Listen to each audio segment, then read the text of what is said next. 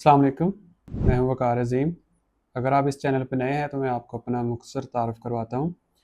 I am a PhD doctor working as an assistant professor at a government university in Abu Dhabi UAE। अगर आप मेरे बारे में मज़ीद जानना चाहते हैं तो आप मेरी डिटेल इंट्रोडक्टरी वीडियो देख सकते हैं, जिसका लिंक आपको इस वीडियो में मिल जाएगा। हम अक्सर ये शिकायत करते हैं और सुनते हैं कि महंगाई बहुत ज़्यादा है और रोज़गार के मौके बहुत कम हैं, और इसका इल्ज़ाम हम हुकूमत पे लगाते हैं। लेकिन हकीकत ये है कि हुकूमत के साथ साथ हमारी बेरोज़गारी की वजह हमारी अपनी सोच और सुस्ती भी है। आज की इस वीडियो में हम इसी तरह हकीकत से पर्दा उठाएंगे और इसका हल तलाश करेंगे। कहानी शुरू होती है हमारे तालीमी निज़ाम से और हमारे माइंडसेट से। नस्लों से हमारा ये माइंडसेट बना दिया गया है कि तालीम हासिल करने का असल मकसद सरकारी नौकरी हासिल करना ही है।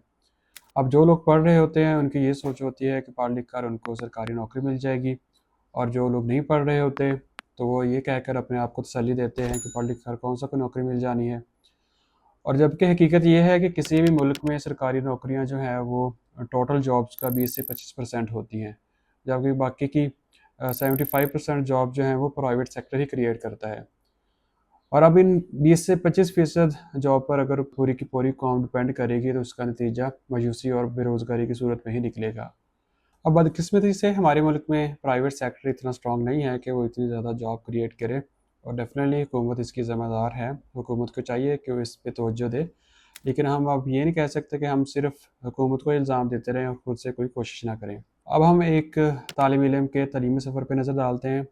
हमारे मुल्क में अक्सर नौजवान ऐसे हैं जो जब किसी डिग्री प्रोग्राम में एडमिशन ले रहे होते हैं तो वो प्रॉपर रिसर्च नहीं करते।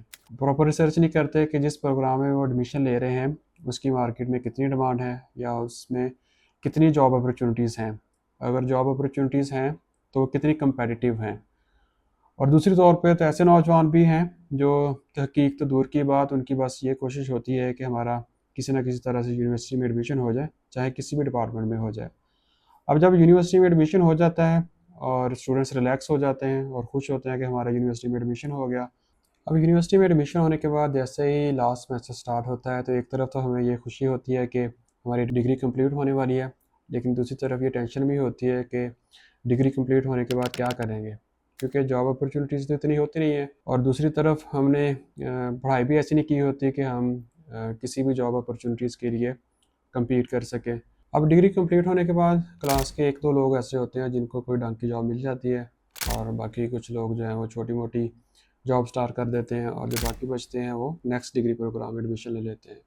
जब नेक्स्ट डिग्री प्रोग्राम में एडमिशन हो जाता है तो वो दोबारा से रिलैक्स हो जाते हैं, क्योंकि उन्हें लगता है कि शायद वो कुछ ना कुछ कर रहे हैं। लेकिन जैसे ही वो डिग्री प्रोग्राम भी एंड होने लगता है तो उन्हें दोबारा से टेंशन स्टार्ट हो जाती है कि अब हम नेक्स्ट क्या करेंगे। इस तरह फिर वो दोबारा नेक्स्ट डिग्री प्रोग्राम में एडमिशन ले लेते हैं, और ये सिलसिला चलता रहता है। और अब तो ये सिचुएशन है कि PhD के बाद भी आपके लिए जॉब हासिल करना काफ़ी कम्पेटिटिव है। तो अभी तक तो हमने मसला डिस्कस किया है, अब हम मसले के हल की तरफ आते हैं। यूनिवर्सिटी में एडमिशन होने के बाद पहले सेमेस्टर में ही ये क्लियर कर लें कि जिस पर्टिकुलर डिग्री प्रोग्राम में आपने एडमिशन लिया है उसमें कौन-कौन सी जॉब अपॉर्चुनिटीज़ हैं, और जो-जो जॉब अपॉर्चुनिटीज़ हैं उनका क्या क्राइटेरिया है। मिसाल के तौर पर अगर किसी जॉब के लिए कोई स्क्रीनिंग टेस्ट रिक्वायर है तो उस टेस्ट का क्या फॉर्मेट होगा, और उस टेस्ट को पास करने के लिए आपकी किन-किन टॉपिक्स पे कमांड होना ज़रूरी है। और अगर आपने फ़र्दर स्टडी के लिए पूरे मुल्क में किसी अच्छी यूनिवर्सिटी में एडमिशन लेना है या अब्रॉड किसी यूनिवर्सिटी में एडमिशन लेना है, उसका क्या क्राइटेरिया है और उसकी क्या रिक्वायरमेंट्स हैं, ये सारी चीज़ें पहले 1-2 सेमेस्टर में ही क्लियर कर लें। फिर उसके बाद अपना एक टारगेट सेट करें और अपने इस टारगेट को ड्यूरिंग द स्टडी मॉनिटर करते रहें और पूरी ईमानदारी से उस पर अमल करें। और इसके बाद आपको अपने सब्जेक्ट पे पूरी कमांड होनी चाहिए। अपनी स्टडी के दौरान आप एक्स्ट्रा ऑनलाइन कोर्सेज़ करके अपनी प्रोफाइल को स्ट्रॉन्ग बनाएँ। ख़ास तौर पे आप कोशिश करें कि आप आर्टिफिशियल इंटेलिजेंस को सीखें, उसको अपने डिग्री प्रोग्राम में या अपने सब्जेक्ट में इंटीग्रेट करने की कोशिश करें। अगर आपके पास प्रैक्टिकल आर्टिफिशियल इंटेलिजेंस स्किल्स होंगी तो आपके लिए जॉब अपॉर्चुनिटीज़ बढ़ जाएंगी। अगर इसके बाद भी आपको कोई जॉब नहीं मिलती या आपको पढ़ाई का मौका नहीं मिला तो आपको मायूस होने की ज़रूरत नहीं है, तो आप कोई ना कोई हुनर सीखें। हम अक्सर और ये रोना रोते हैं कि रोज़गार नहीं है, महंगाई बहुत ज़्यादा है, लेकिन दूसरी तरफ अगर हमें घर का कोई छोटा-मोटा काम करवाने के लिए किसी बंदे की ज़रूरत हो, तो वो हमें कोई बंदा नहीं मिलता। अगर अब मैं आपको अपने गाँव की मिसाल दूँ, तो अगर हमें हमें अपने घर में किसी इलेक्ट्रीशियन या किसी प्लम्बर की ज़रूरत हो, तो हमें हफ़्तों इंतज़ार करना पड़ता है। और जब बार-बार उन्हें बनाने के बाद वो आते हैं तो उनका पर विज़िट जो है वो ऑलमोस्ट 500 से 1000 चार्ज करते हैं। और दूसरी तरफ अगर आपने कोई लेडीज़ या जेंट्स कपड़ों की स्टिचिंग करवानी है तो उसके लिए भी आपको दिनों इंतज़ार करना पड़ता है। तो इससे से ये ज़ाहिर होता है कि हमारे जो मार्केट में रोज़गार की कमी नहीं है, बल्कि हमें हुनर की कमी है। अब अगर हम लेडीज़ और जेंट्स टेलर्स की बात करें तो उनके पास भी बहुत ज़्यादा रश होता है और इस तरह के बहुत सारे काम हैं जिनकी बहुत डिमांड है।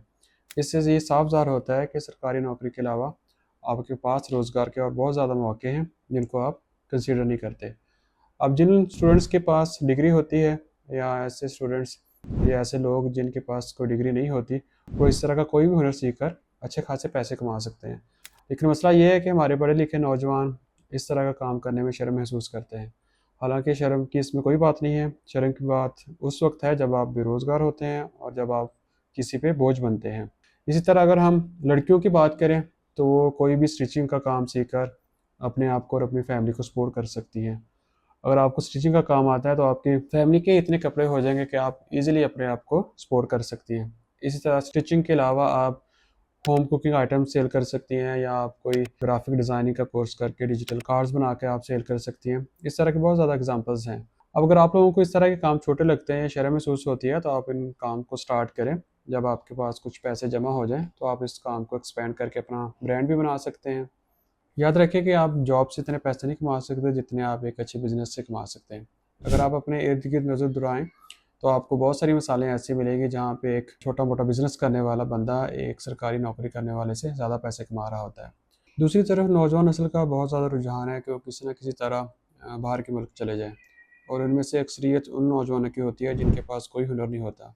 और जब ऐसे लोग जो है बगैर किसी हुनर के यूएई, सऊदी अरेबिया या किसी भी मुल्क में जाते हैं तो वहाँ पे जाके इनको बहुत कम पैसों में मज़दूरी करनी पड़ती है या कोई छोटी-मोटी जॉब करनी पड़ती है। मेरी आज की इस गुफ्तगू का खुलासा यही है कि आप कोई ना कोई हुनर ज़रूर सीखें और शुरू में अगर आपको कुछ छोटा-मोटा काम भी करना पड़ता है तो आप उसे स्टार्ट करें और आप उसको बाद में ऐसा-ऐसा एक्सपैंड कर सकते हैं। इससे ना सिर्फ आप अपने आप को सपोर्ट कर सकेंगे बल्कि दूसरों के लिए भी रोज़गार के मौके पैदा कर सकेंगे। इसके साथ ही मैं आज की वीडियो का अख्ताम करता हूँ। उम्मीद है कि आपको ये वीडियो पसंद आई होगी।